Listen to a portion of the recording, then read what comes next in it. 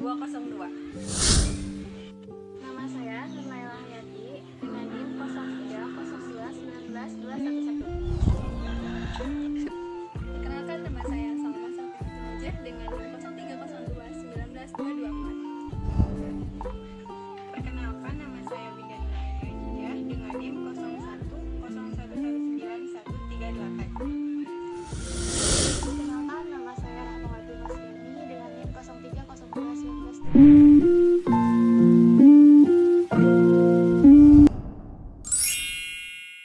Pengertian investasi yaitu sesuatu kegiatan yang menanamkan modal, baik langsung ataupun tidak langsung, dengan harapan pada waktu nanti pemilik modal akan mendapatkan sejumlah keuntungan dari hasil penanaman modal tersebut.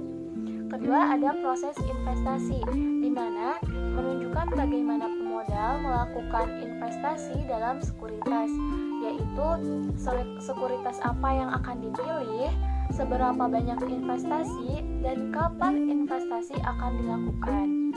Untuk mengambil keputusan tersebut, maka diperlukan langkah-langkah sebagai berikut. Pertama, ada menentukan kegiatan investasi. Di sini, pemodal perlu menentukan apa sih tujuan investasi dan berapa banyak investasi yang akan dilakukan, karena ada hubungannya yang positif seperti antara resiko dan keuntungan investasi. Maka pemodal tidak bisa mengatakan tujuan investasinya itu adalah untuk mendapatkan keuntungan yang sebesar-besarnya. Kedua, ada analisis sekuritas. Ada dua filosofi melakukan analisis sekuritas. Pertama, bahwa ada sekuritas yang harganya salah, mungkin terlalu tinggi atau terlalu rendah, dan analisis dapat mendeteksi analisis tersebut. Kedua, mereka berpendapat bahwa harga sekuritas adalah wajar. Selanjutnya ada pembentukan portofolio. Portofolio itu berarti sekumpulan investasi. Tahap ini itu menyangkut identifikasi sekuritas mana yang akan dipilih dan beberapa banyak proporsi dana yang akan ditanamkan pada masing-masing sekuritas. Ada juga melakukan revisi portofolio. Nah, tahap ini itu merupakan pengulangan terhadap 3 tahap sebelumnya dengan maksud melakukan perubahan terhadap portofolio yang dimiliki.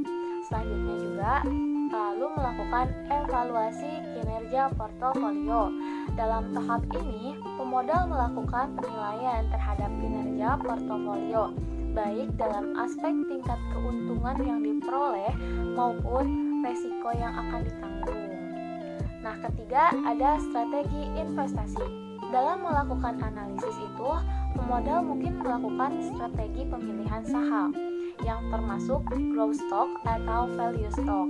Nah, growth stock itu adalah saham-saham yang diharapkan memberikan pertumbuhan laba yang tinggi dari rata-rata saham lain. Sedangkan value stock itu sebaliknya, menunjukkan saham-saham perusahaan yang menunjukkan aset yang nampak murah dan neraca yang kuat. Ada juga strategi investasi aktif, di mana berdasarkan asumsi ini bahwa pasar modal melakukan kesalahan dalam penentuan harga atau mispricing, dan para pemodal berpendapat bisa mengidentifikasi mispricing ini memanfaatkannya. Kedua, ada strategi investasi pasif. Pasar modal melakukan mispricing ataupun meskipun terjadi mispricing, para pemodal ini berpendapat bahwa mereka tidak dapat melakukan identifikasi dan memanfaatkannya. Saja yang bisa diinvestasikan, diantaranya aktiva lancar.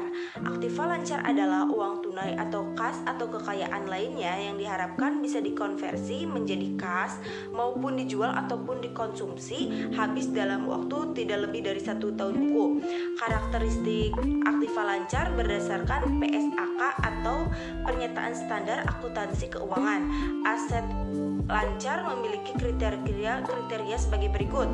Yang pertama, A. Entitas usaha mengharapkan untuk menggunakan atau mengeluarkan atau menjual aktiva dalam kurun siklus normal kurang dari 1 tahun buku buku. Contoh, piutang usaha yang jatuh tempo pembayaran kurang dari 1 tahun buku. Yang B, entitas usaha mempunyai aktiva yang ditunjukkan untuk diperdagangkan. Yang C, entitas usaha akan merealisasikan aktiva dalam rentan waktu periode 1 tahun buku atau 12 bulan setelah laporan. Misalnya, piutang karyawan di mana perusahaan akan menerima pembayaran jatuh tempo 1 tahun buku setelah periode pelaporan. Kas atau setara kas kecuali yang dibatasi sehingga tidak bisa digunakan untuk membayar kewajiban paling tidak 1 tahun buku. Setara kas adalah investasi oleh perusahaan yang bersifat jangka pendek atau liquid. Berdasarkan kriteria tersebut, berikut contoh yang termasuk dalam aktiva lancar.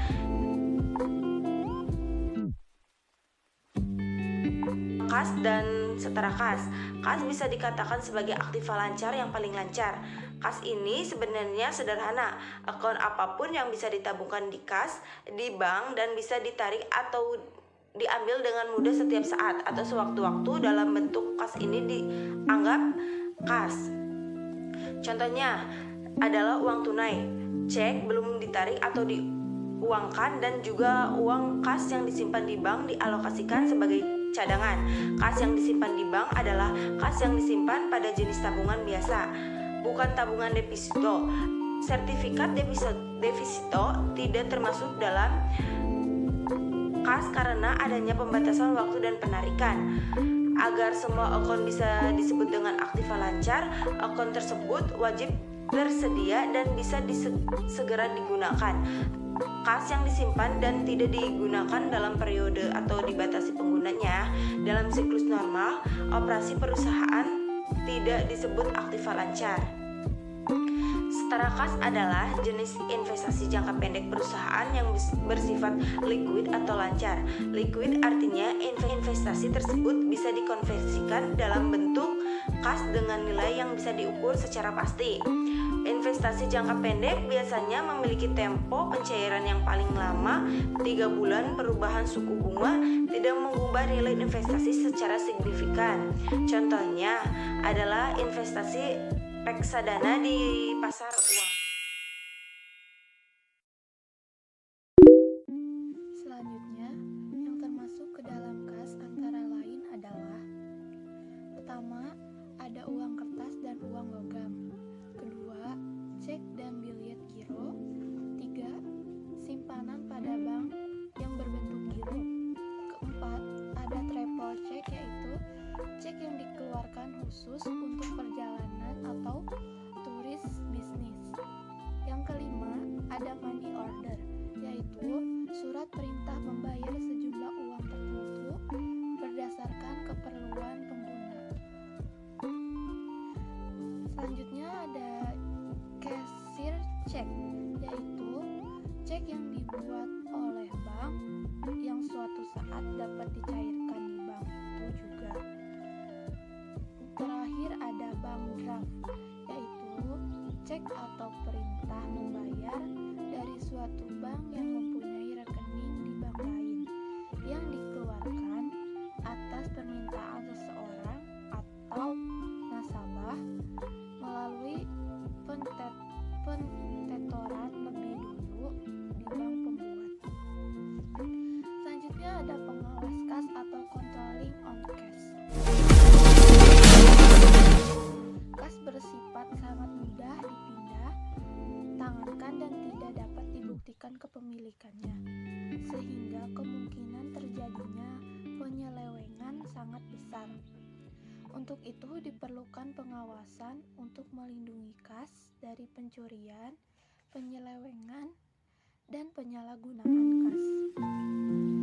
Perusahaan harus mengendalikan kas mulai dari diterimanya hingga disetorkan ke bank. Prosedur seperti ini disebut pengendalian preventif atau preventive control. Prosedur yang dirancang untuk mendeteksi kerugian atau penyalahgunaan kas disebut pengendalian detektif atau detective control.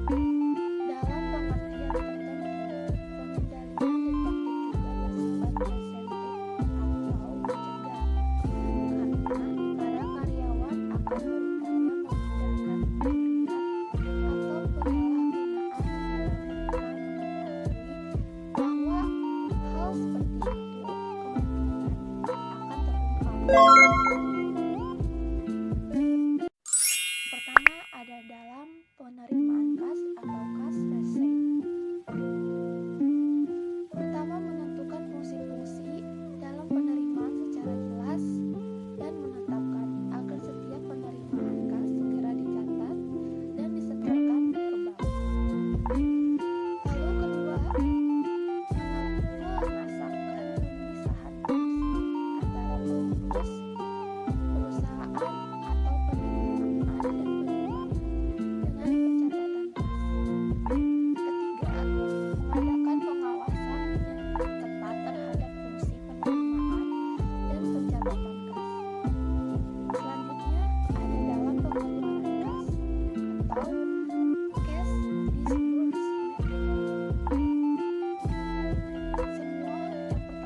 Semua pengeluaran uang menggunakan cek, kecuali untuk pengeluaran kecil yang dibayarkan dengan menggunakan kas kecil atau petty cash. Kedua, pembentukan kas kecil dengan pengawasan yang ketat. Ketiga, penulisan cek hanya dilakukan apabila didukung bukti-bukti dokumen yang lengkap. Keempat, mengadakan pemisahan antara orang-orang yang mengumpulkan bukti-bukti pengeluaran, yang menulis cek, yang menandatangani cek, dan yang melakukan pencatatan terhadap pengeluaran kas. Selanjutnya, melakukan pemeriksaan intern dalam waktu yang tidak ditentukan atau mendadak. Dan yang terakhir, menetapkan pembuatan laporan arus kas harian atau daily cash flow. Kedua, piutang dagang atau account receivable. Piutang adalah tagihan kepada seseorang atau badan usaha lain yang muncul karena adanya penjualan secara kredit dan jangka waktu pelunasannya kurang dari 1 tahun. Contohnya, piutang pada perusahaan rekanan atau afiliasi dan piutang pada pelanggan. Apabila nanti ada penurunan nilai piutang, misalnya karena adanya retun penjualan, diskon, ataupun piutang yang tidak bisa ditagih, maka pencatatannya harus dicantumkan dan dijelaskan secara detail pada penjelasan laporan keuangan perusahaan. Ketiga, ada persediaan atau inventory. Persediaan adalah aktivitas yang tersimpan, baik untuk dijual kembali, misalnya persediaan barang dagang, maupun barang yang akan digunakan oleh perusahaan seperti bahan baku. Persediaan termasuk aktiva lancar, karena persediaan tidak membutuhkan waktu yang lama untuk bisa diuangkan atau digunakan. Keempat, beban dibayar di muka atau prepaid expense. Beban dibayar di muka adalah aset yang diperoleh karena adanya pembayaran yang dilakukan terlebih, tetapi aset tersebut belum dimanfaatkan. Manfaat dari pemakaian beban dibayar di muka tidak akan habis dalam satu periode. Contohnya, beban dibayar di muka adalah sewa gedung yang dibayar di muka dan pembayaran asuransi. Misal, perusahaan menyewa sebuah ruko untuk kantor cabang. Perusahaan menyewa ruko dengan harga 100 juta selama 10 tahun dan dibayar lunas di muka. Kelima, wesel tagih. Wesel tagih adalah tagihan perusahaan terhadap pihak lain. Wesel tagih bisa dikatakan sebagai piutang dagang perusahaan. Namun, wesel tagih dan piutang memiliki perbedaan.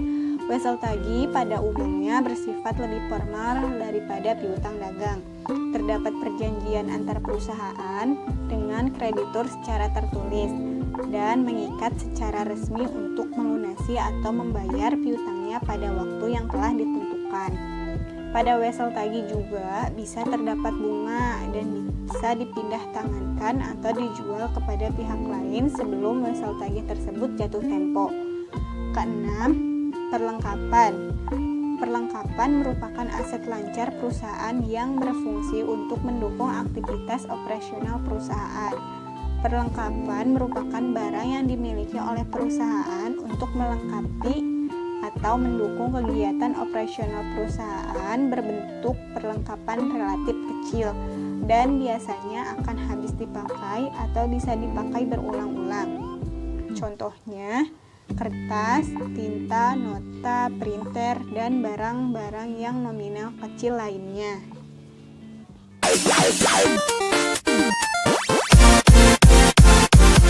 Lalu ada pembiayaan aktiva lancar. Ada beberapa pendekatan di pembiayaan aktiva lancar ini. Yang pertama, pendekatan moderat. Pendekatan moderat pada pembiayaan aktiva lancar berupaya sedapat mungkin menyamakan jatuh tempo aktiva dan kewajiban, sehingga aktiva lancar sementara dibiayai dengan utang jangka pendek non-spontan, dan aktiva lancar permanen serta aktiva tetap dibiayai dengan utang jangka panjang atau ekuitas ditambah utang spontan. Kedua, pendekatan agresif dan konservatif. Pendekatan yang agresif, sebagian aktiva lancar permanen dan bahkan mungkin sebagian aktiva tetap dibiayai dengan utang jangka pendek.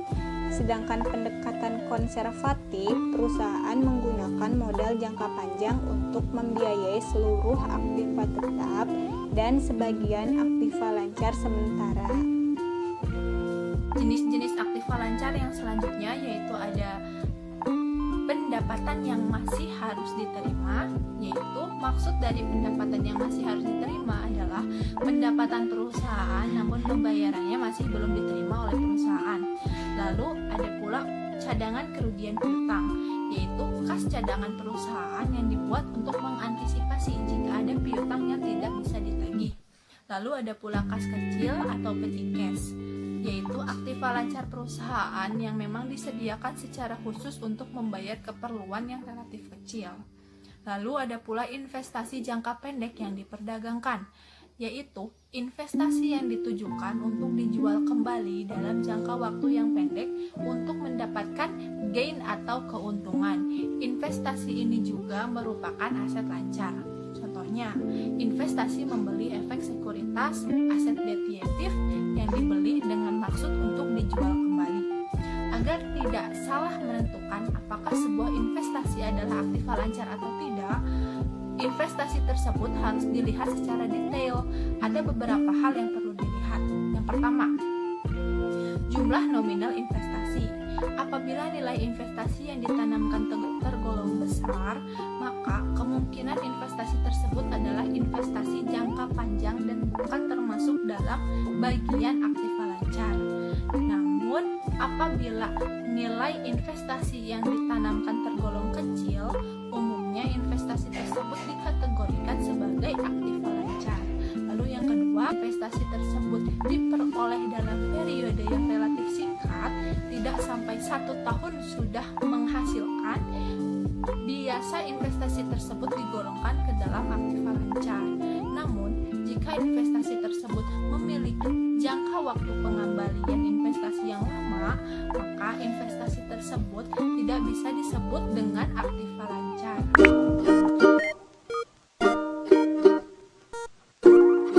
Ada surat berharga atau sekuritas. Sekuritas merupakan secari kertas yang menunjukkan hak pemodal, yaitu pihak yang memiliki kertas tersebut, untuk memperoleh bagian dari prospek atau kekayaan dari organisasi yang menerbitkan sekuritas tersebut, dan berbagai kondisi yang memungkinkan pemodal tersebut menjalankan haknya. Sekuritas bisa diperjualbelikan dan merupakan instrumen yang berjangka panjang. Penerbitan sekuritas dilakukan di pasar modal, sedangkan kegiatan perdagangannya dilakukan di bursa. Di Indonesia terdapat 2 bursa, yaitu Bursa Efek Jakarta dan Bursa Efek Surabaya. Ada pula jenis-jenis dari sekuritas. Yang pertama, ada saham, kedua obligasi, yang ketiga sertifikat right, yang keempat ada warrant.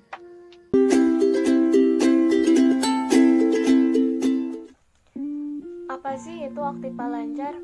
Aktiva lancar itu adalah aset yang dimiliki oleh perusahaan yang mudah dicairkan dalam bentuk uang dalam jangka waktu pencairan tidak lebih dari 1 tahun, dan aktiva yang secara normal berubah menjadi kas dalam waktu 1 tahun atau kurang. Aktiva lancar yang paling liquid itu adalah kas dan setara kas. Pengelolaan aktiva lancar dan struktur utang akan mempengaruhi besarnya modal kerja, baik dalam artian neto maupun bruto. Nah, aktiva lancar juga di sini adalah jenis harta yang mudah dicairkan atau di likuiditas, seperti kas, perlengkapan, dan piutang, dan yang lainnya. Aktiva adalah segala kekayaan yang dimiliki oleh perusahaan. Kekayaan yang dimaksud adalah sumber daya yang dapat berupa benda ataupun hak yang dikuasai dari sebelumnya diperoleh perusahaan melalui transaksi ataupun kegiatan masa lalunya. Untuk dapat diakui secara aktiva lancar atau aset lancar, kekayaan atau sumber daya tersebut harus diukur menggunakan satuan mata uang, bisa rupiah, dolar, ataupun satuan mata uang lainnya tergantung dengan situasi dan kondisi yang menyertai. Banyak juga yang menjelaskan bahwa dengan aktiva lancar adalah suatu manfaat ekonomi masa depan yang cukup pasti yang diperoleh atau dikendalikan suatu perusahaan sebagai transaksi atau kejadian masa lalu. Disebut sebagai manfaat ekonomi masa depan yang cukup pasti dikarenakan aktiva lancar atau aset lancar adalah merupakan sumber daya perusahaan yang nantinya akan digunakan untuk menjalankan kegiatan-kegiatan seperti operasional bisnis, pembiayaan, ataupun investasi. Kemudian disebut akibat dari transaksi atau kegiatan masa lalu dikarenakan perusahaan dalam memperoleh dan menguasai aktiva melalui transaksi-transaksi dan kejadian yang sebelumnya telah dilakukan, seperti transaksi pinjam meminjam dengan bank, pembelian kontrak piutang, penerbitan saham, investasi dan transaksi lainnya.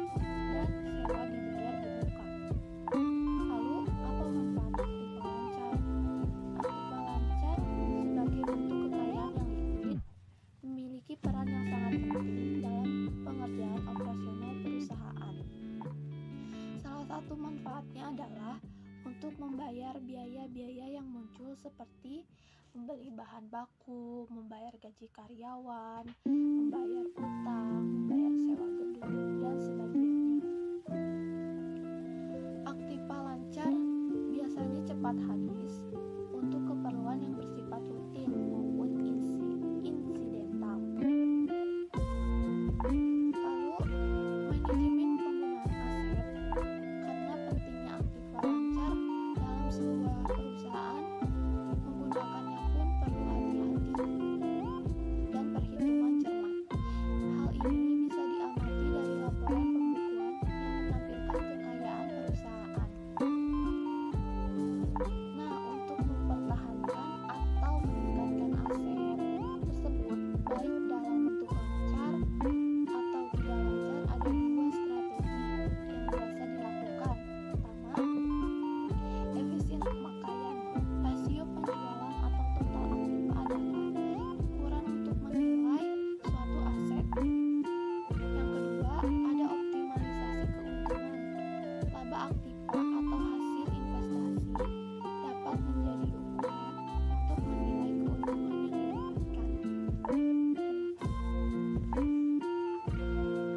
Investasi adalah suatu kegiatan menanamkan modal baik langsung maupun tidak langsung dengan harapan adanya keuntungan dari hasil penanaman modal tersebut. Nah, investasi itu dapat dilakukan pada aktiva lancar maupun tetap. Di aktiva lancar bisa menggunakan kas, piutang, persediaan, serta sekuritas. Di dalam proses investasi menunjukkan bagaimana pemodal seharusnya melakukan investasi yang baik dan benar, yaitu sekuritas yang akan dipilih seperti apa, seberapa banyak investasi tersebut, dan kapan investasi tersebut akan dilakukan. Baik, setelah mempelajari materi mengenai investasi aktiva lancar, dapat disimpulkan bahwa aktiva adalah kekayaan atau segala sumber daya benda yang dimiliki oleh perusahaan. Lalu, aktiva seperti apa yang dapat disebut dengan aktiva lancar? Aktiva lancar yaitu kekayaan atau sumber daya atau benda yang dimiliki dan dikuasai oleh perusahaan yang didapatkannya dari kegiatan transaksi di masa lampau. Dan biasanya aktiva ini atau kekayaan ini diharuskan bisa dinilai dengan satuan mata uang seperti rupiah, dolar, atau mata uang lainnya yang berkaitan langsung dengan kegiatan pada saat transaksi. Lalu, apa saja sih yang termasuk di aktiva lancar? Yang termasuk di aktiva lancar, yang pertama ada kas, ada piutang wesel, piutang pendapatan, beban dibayar di muka, perlengkapan, dan persediaan barang dagang. Lalu ada juga mengenai investasi jangka panjang. Investasi jangka panjang ialah kegiatan penanaman modal di suatu perusahaan dalam jangka waktu yang panjang atau biasanya lebih dari 1 tahun periode buku. Dan biasanya investasi jangka panjang ini dilakukan dengan tujuan untuk memperoleh gain